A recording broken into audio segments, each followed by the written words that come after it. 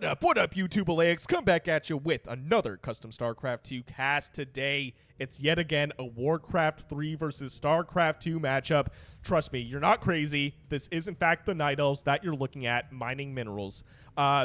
This game is brought to you by the Azeroth-Koprulu Hyperwar mod, which puts together Brood War, StarCraft 2, and Warcraft 3 into one game. It's absolutely insane. Let's go ahead and introduce our players spawning on the bottom left-hand side of the map. It's our teal Night Elf player Rosebudio going up against his opponent spawning on the top right-hand side of the map. It's our purple Zerg player Anyone. Anyone is a Spanish-speaking content creator for StarCraft 2. If you're interested in watching some of his stuff, I'll leave his links down below. And also, big shout out to Rosebudio. He is helping develop this mod. If you are new to my channel, I do cast a lot of custom StarCraft 2 content. So if custom StarCraft 2 is something you're interested in watching more of, please consider subscribing to my channel. I would greatly appreciate it. Now, if I sound a little bit different for you returning viewers out there, that is because I invested in a podcast grade mic. So I think I sound a lot better. The mic is super sexy, but let me know down in the comments below if I actually sound better, because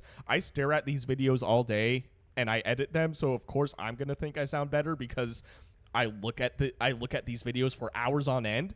But let me know down in the comments if I actually sound better or if I'm just biased and crazy.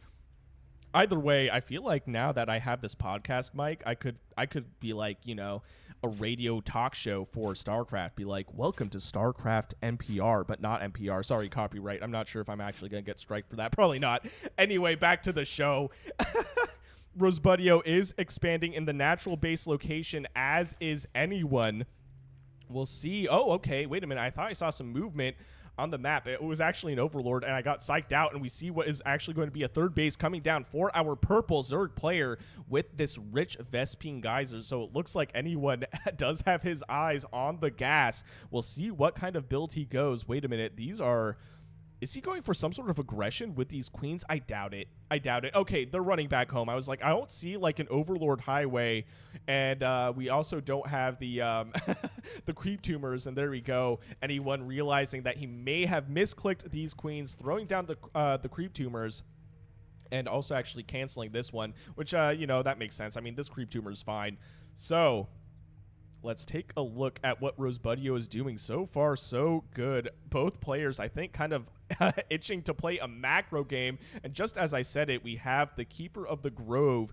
So he doesn't have anything researched yet. We'll see what he researches. I suspect...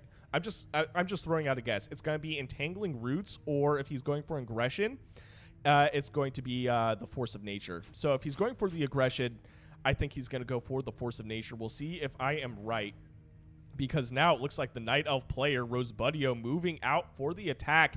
And I don't think... Okay, this hatchery just now finished. There's no defense here, though, for base number 3. And unfortunately for Anyone, he's playing the macro game, going for that early third hatchery. And now he's in a little bit of trouble, I think. Taking a look, it looks like Force of Nature was researched. This will allow him to summon 2 Treants. Great heals on these queens, though, keeping themselves alive. And at the same time, there's a Spine Crawler almost finished on the northern part of this engagement. These Zerglings being sacrificed, but at the very least buying some time for Anyone to stay in this game. And now the Spine Crawler does go down. Oh, so that Spine Crawler did not do as much damage as I had hoped. This Treant is a free unit, so it goes down, but that was at virtually 0 cost minus energy. Rosebudio, though, actually his entire army kind of getting whittled down just a little bit. And Anyone going for the counterattack. Unfortunately for him, though, the hero units for Warcraft 3 are just so goated. Look at this, 340 HP at level 1 at 5 minutes into the game. This unit has 300 HP and has the ability to summon Treants. I mean, actually, how much energy does that cost? It does cost 100 energy, but look at how fast he's regenerating energy. He's going to be able to do that now. That's insane. It is nighttime, by the way. There is a day-night cycle in this mod, so the Night Elves will be able to shadow meld if they are holding still. Base number 3 coming down for Rosebudio as well. Rosebudio seeing, hey, look, maybe I didn't do as much damage as I had wanted. 0 workers killed, by the way. Let me go ahead and expand. Here we go. This queen going down. We have an attack with the huntresses. They don't have their sentinel research just yet, so they won't be able to be used for scouting purposes. Doesn't matter, though. They are doing so much damage. Do they shoot up? I don't think they do. So they only do ground attacks, I believe. So that Overlord will be safe, or that Overseer, I should say, will be safe. Base number 3, though, I can't say the same thing for base number 3. It looks like base number 3 might actually go down. This is a lot of roaches, though, with the queen support. Will this hatchery get saved? I think it might get saved. And maybe I spoke too soon because the roaches are actually getting melted. Oh, no. The roaches will be going down. Anyone being forced on the retreat. It looks like hatchery number 3 will be going down. Oh, no. It's still alive somehow. I don't know how. This hatchery with 322 HP left. Rosebudio is focusing more on the army of his opponent. You could easily just snipe this thing and run away, Rosebudio. Just snipe it. I mean, now your army's getting a little bit whittled down once again. And these roaches coming in to save the day, and the hatchery does survive. Great hold by anyone. That was insane. This hatchery so close to death, also still not saturated. This entire game, there's just way too much pressure on that hatchery for anyone to feel safe about it, I think. Now we have just a little bit of saturation going on base number 3, base number 4 being thrown down, and I think this is a much safer base. But you know what? At the same time, this base kind of bought anyone some time. It was like a decoy for the Night Elves. Are like, oh, I have to kill this base. Let me not go for the production in the main base or the economy in the main base with my hero unit, my huntresses, and my archers. Yeah, no way. So honestly, I think that kind of, as counterintuitive as it sounds, may have kept anyone into the later part of this game. There we go. There's our scout. It's not selectable, but it's also not killable. So this is just free. This is just free sight for as long as it stays alive. This is not a lot of units, though. This is a lot of Zerg units. And by not a lot of units, I meant for the Night Elves. And then I saw the Zerg army. I was like, wait a minute. This is a lot of units for the Zerg. Oh, wait a minute. Sorry. The Sentinels, looks like they can go down. You just can't select them. For some reason, I thought they were invincible, but it looks like we can actually kill those scouts, which I think is fair, because that would just be so much free sight for the Night Elves. I mean, look at how long this lasts. But yeah, we can't select it. So yeah, that's where the confusion came from. Anyway, carry on with your day. Pretty decent engagement. I think both of these players are relatively evenly matched in army supply. Actually, let's take a look at the units. What do we have? We have 14 roaches, we have 5 ravagers, and 3 queens. For the Night Elf player, we have 1 glaive thrower, 8 archers, 2 huntresses, and we have the Keeper of the Grove, which counts as like, I don't know, 6 units because it's a hero unit, and it's insane. Taking a look at the workers killed, 0 workers killed in this game so far.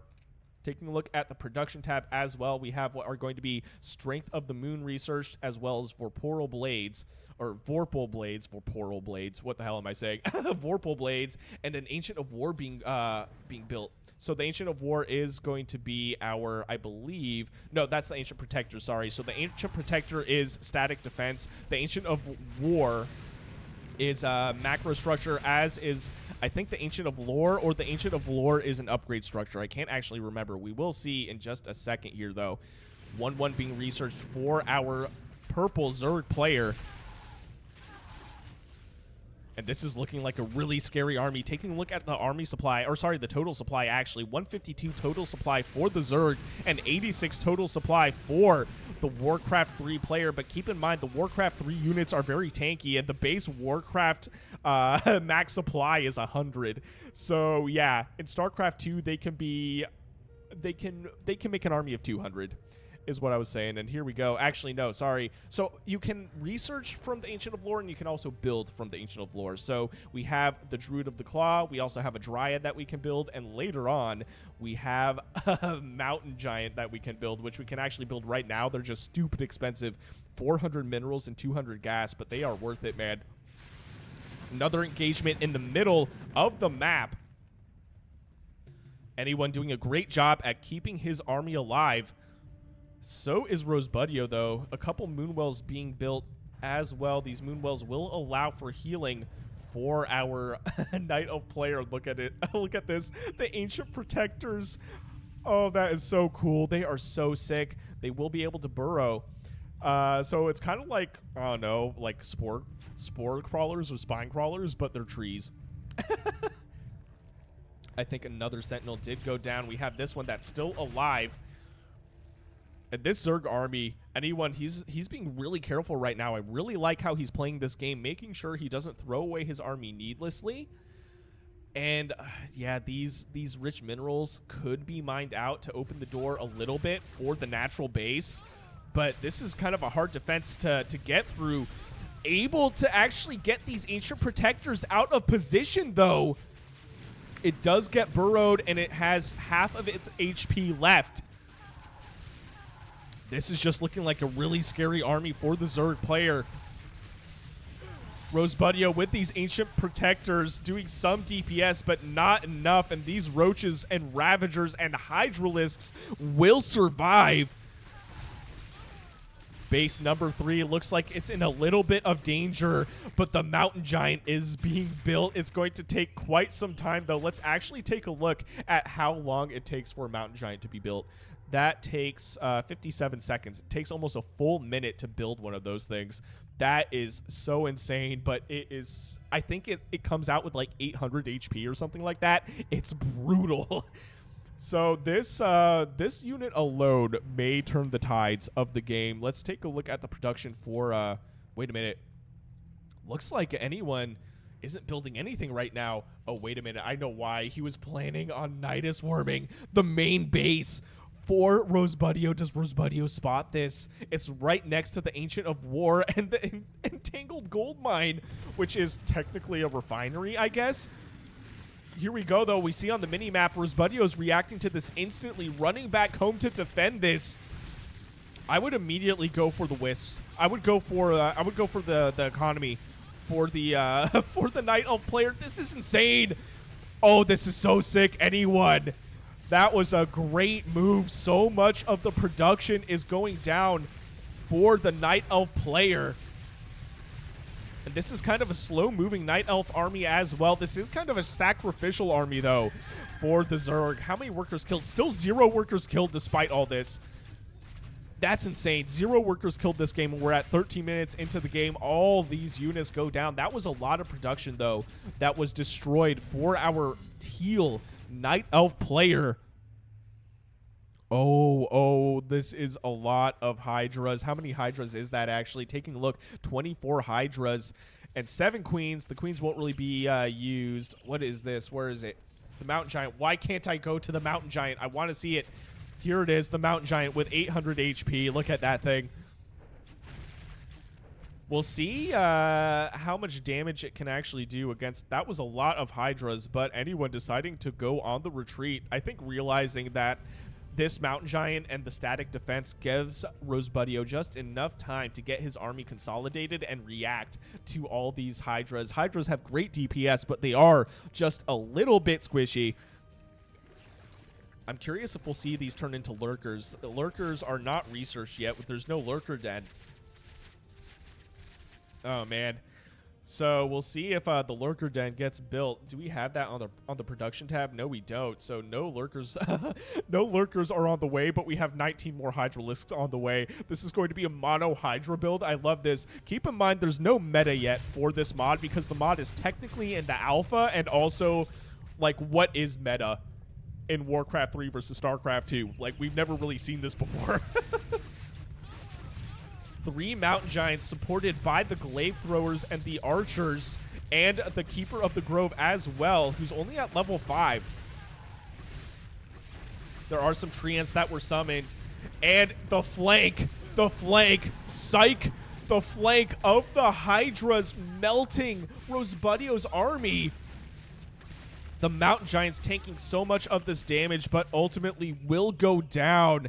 And anyone actually really kind of expanded all over the map. Now, I also wanted to give a big shout out to anyone for my last cast. I wouldn't have been able to do it without him because he hosted a big 2v2 best of 1 series tournament. I have more games from that tournament to cast, but anyone, I appreciate you, man. That was clutch, giving me those replays.